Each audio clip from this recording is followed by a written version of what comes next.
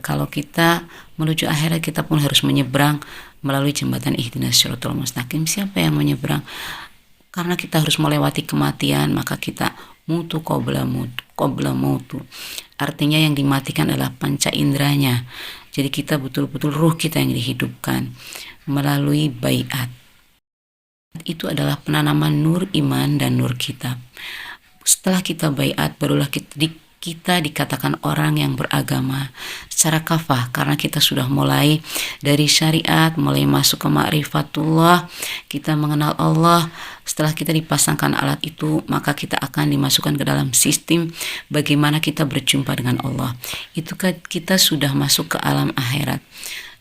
Karena akhirat itu maha suci, Allah juga maha suci, maka orang yang disucikan itulah yang bisa menuju Allah. Bagaimana cara?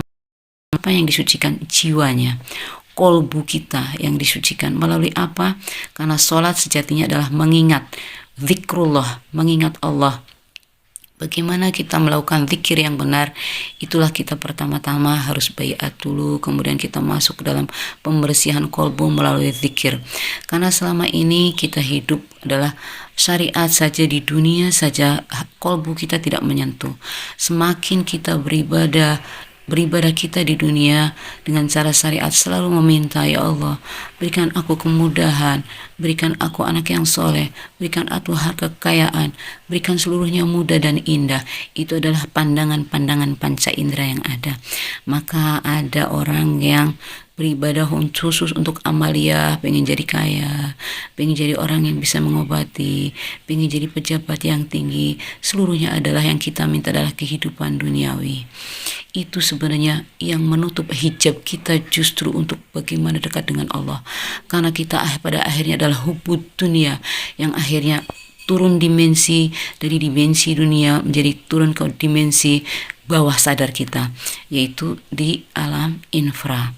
Yang seharusnya kita lupakan itu, tujuan kita adalah ilahi anta maksudi waridhaka matlubi. Bagaimana ruh kita bisa kembali jalan pulang kepada ilahi Robbi yang maha suci. Maka kita betul-betul harus berpegangan teguh kepada tali wasilah atau guru mursyid kita. Kita mengikuti saja bagaimana guru mursyid kita membimbing kita untuk bisa kembali kepada Allah Subhanahu wa Ta'ala. Artinya kita membersihkan hati dengan bimbingan beliau, kolbu kita dibersihkan, dan itu memang luar biasa, saudara-saudara sekalian. Saya itu belajar di sini ingin berbagi pengalaman pada saudara-saudara. Marilah kita sama-sama mengingat kembali bahwa apa yang sudah kita lakukan selama ini, syariat kita betul, kita boleh selama di dunia, tapi ingat bahwa yang akan kembali kepada Allah adalah ruh kita. Mari kita sama-sama melakukan ini semua. Saya bersyukur alhamdulillah dipanggil dan berizki untuk bisa belajar tentang ilmu ini, ilmu hakikat. Jadi saya belajar tarikat untuk bagaimana kita bisa menyambungkan kita kepada alam akhirat. Sepanjang kita di dunia, kita bisa masuk ke dalam akhirat. Kita bisa tahu di sana, kita bisa bagaimana kita merasakan, enggak cuma cerita, tapi kita bisa merasakan bagaimana kita mensucikan jiwa kita yang sudah kotor sekali. Dan itu ternyata enggak cuma cerita, itu kita merasakan bagaimana kita dibersihkan jiwa-jiwa kita, bagaimana indahnya ketika kita berzikir dengan bimbingan guru rohani yang bisa mencapai ma'rifatullah. Saudara-saudaraku, marilah kita sama-sama mengalami.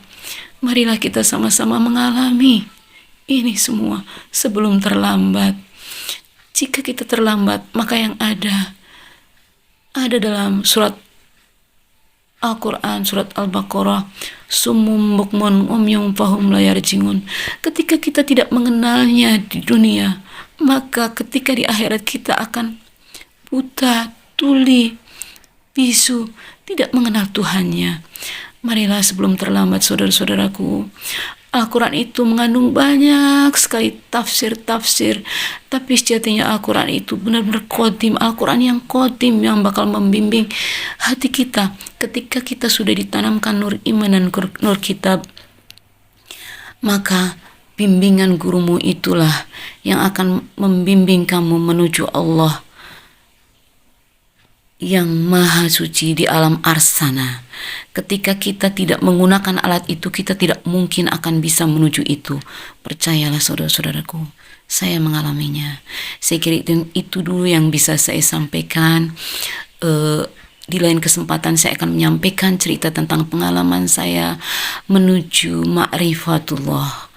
Ilahi anta maksudi wa ridhaka matlubi. Mohon maaf jika banyak kekurangan.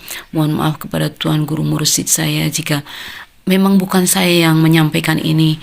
Ini betul-betul saya tidak bisa menyampaikan apapun, saudaraku. Saya tidak bisa berkata apapun, saudaraku. Ini atas izinnya. Saya menyampaikan ini pun atas perintahnya. Saya kira cukup. Ilahi anta maksudi wa ridhaka matlubi. Wassalamualaikum warahmatullahi wabarakatuh.